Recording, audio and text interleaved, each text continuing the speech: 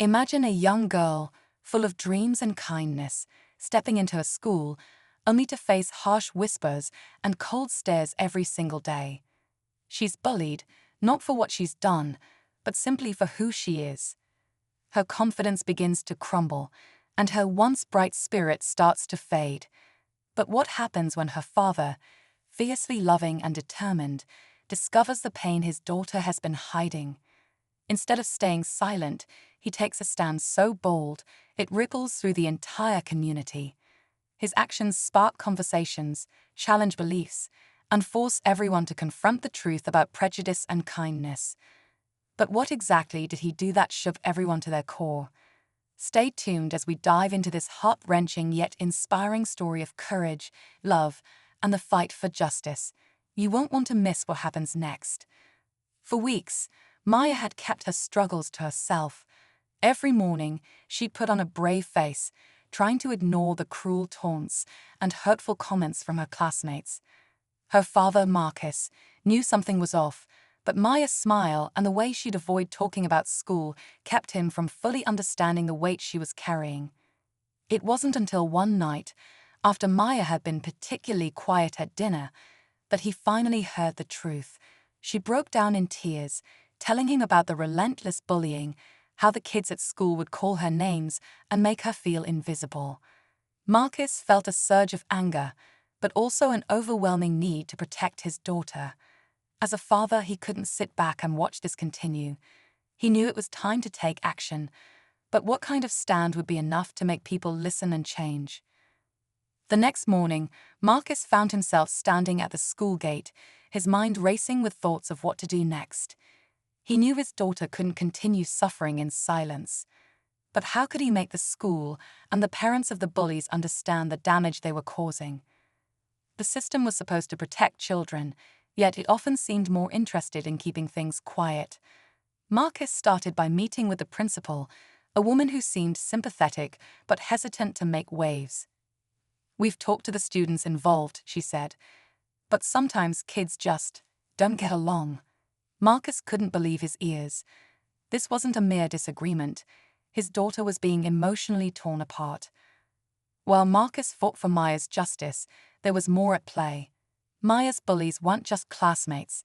They were products of their own broken homes, raised in environments that only fueled their cruelty. As Marcus delved deeper, he realized that the cycle of pain went much further than his daughter. Days passed, and Marcus felt the weight of his mission grow heavier with each conversation. He spoke to other parents, hoping to rally support, but many were either indifferent or too scared to take a stand.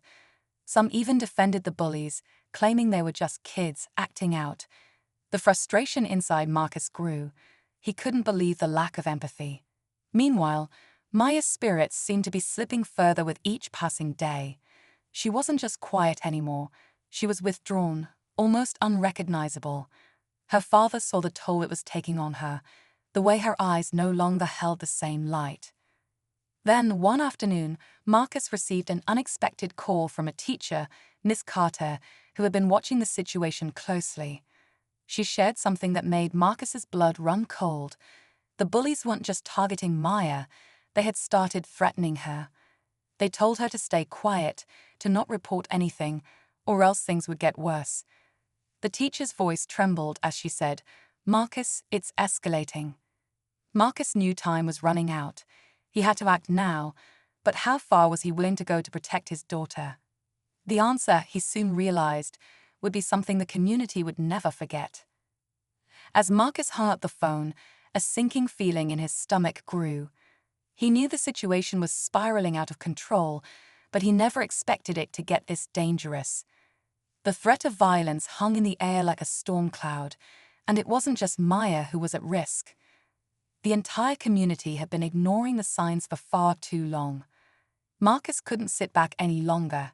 He had to take action, but the question was, what action would be strong enough to finally stop the cycle of abuse? Late that night, as Marcus sat in his living room, his phone buzzed with an unexpected message. It was from Maya's best friend, Olivia, someone Marcus trusted. She sent a screenshot of a social media post from one of the bullies, boasting about how they had gotten away with it. The post was a taunt, a direct challenge to anyone who dared to step in. But that wasn't the worst part. In the comments, a few more students had joined in, encouraging the behavior, making it clear that Maya wasn't the only victim. The web of cruelty was much larger than Marcus had ever imagined, and he realized with horror that this wasn't just about his daughter anymore. It was about the culture of bullying that had been allowed to thrive unchecked. Marcus felt his heart race. He knew this was a pivotal moment. If he didn't do something drastic, the cycle might continue forever, affecting more kids like Maya. But what was drastic enough to break the silence? What could he do to shake the very foundations of the community and demand real change?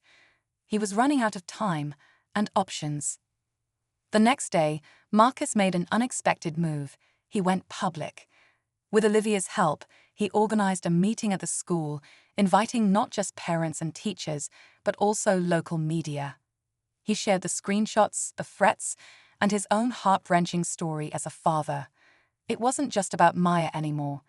It was about every child who had been silenced, every victim who had faced bullying with no one to turn to.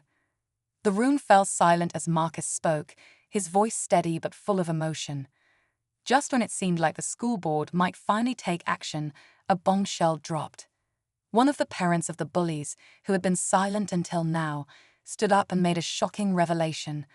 The parent, visibly uncomfortable, confessed that they had seen signs of bullying for months, but didn't know how to handle it. They admitted they had hoped it would blow over, and that they were ashamed of their own inaction. This moment turned the entire room on its head. It wasn't just the bullies who were complicit, it was everyone who had looked the other way. In that instant, everything changed. The community, for the first time, was forced to confront the truth. Maya wasn't alone anymore. But just when it seemed like Marcus's fight had been won, he received one final message that left him speechless. It was from Maya's bully, the one who had posted the threats online.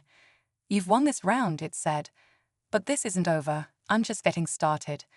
The chilling message confirmed that the battle was far from finished, and Marcus knew his work was only beginning. The fight for justice was far from over, and he wasn't about to back down now. In the weeks that followed, Marcus and Maya's fight continued, but the tide had shifted. The school took immediate action, implementing stricter anti-bullying policies and offering support programs for students and parents. The media coverage sparked a larger conversation across the community, leading to town hall meetings and local organizations coming together to address bullying more seriously. Maya, though still shaken, began to heal. With her father's unwavering support, she found strength in speaking out and connecting with others who had faced similar struggles. Slowly, the bullying stopped, and Maya regained her confidence. As for the bully who had threatened her, the community's united front made it clear that their actions would no longer be tolerated. While the fight wasn't over, Marcus knew one thing for certain: change had begun. His daughter would never face bullying in silence again, and the world was a little more aware of the power of standing up.